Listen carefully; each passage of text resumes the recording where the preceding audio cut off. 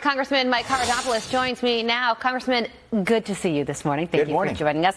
Okay, first to the $70 billion ICE and CBP funding bill. Will it reach the president's desk, and if so, when? I think it will have been his desk Tuesday night. We look forward to finally closing out the budget. It's just common sense. 10 million people entered this country illegally. Of course, sanctuary cities, which cover 40% of our country, were unacceptable. We finally will have the ICE agents there to get rid of the worst of the worst. That means rapists, of course, murderers, drug dealers, you name it. They'll finally be arrested, put behind bars. And it's one of the reasons, because we cracked down illegal immigration, that we've seen the lowest murder rate since 1900. Okay, so $30 billion for ICE, $20 billion for Border Patrol, and this will prepay the departments until 2029.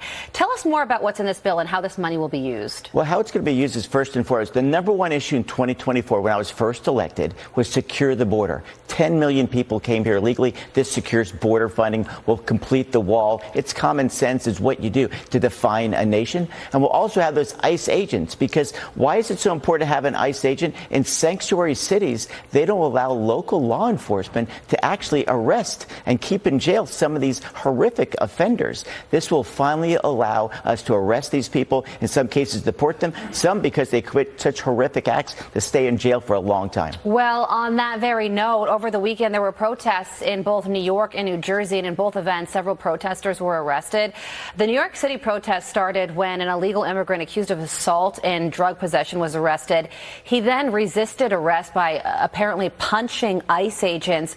You heard a little bit about what Mayor Zoran Mamdani said there. He also said, "I've said time and again, ICE raids are cruel and inhumane. They do nothing to serve the interest of public safety." He's calling to abolish ICE. What's your message to him? You're wrong. Play it simple. The number one reason why we form a government is to protect life and property. These folks that are behind bars, they not only came here illegally, they broke the law once they're here. And not with minor offenses. These are physical offenses. This means rape, murder, drug dealing, just nasty stuff. And all we want to do is stop the nonsense so that Americans can get on with living their lives and the police can do their everyday work so that we can have this amazing place called America.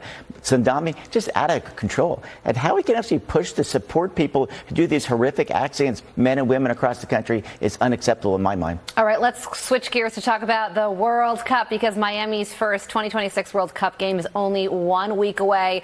Miami's hosting 7 games in total. This could mean big bucks for the state economy. You represent an area that's 3 hours up the road, Florida Space Coast, but this is very exciting for the state of Florida. Oh, this is the best. I mean, you think about it, soccer is such an amazing sport. We have Messi full-time, now we'll have him right. part-time as well. But these are like 7 different Super Bowls in Miami at once. This is another reason why we need Homeland Security. Remember, these is a lot of folks coming in from around the world. There's going to be some mayhem. We want to make sure that people are safe, and that's what we're going to have in Miami. And I think the Homeland Security Secretary has done a great job of preparing us, despite the challenges from the Democrats who won't support Homeland Security.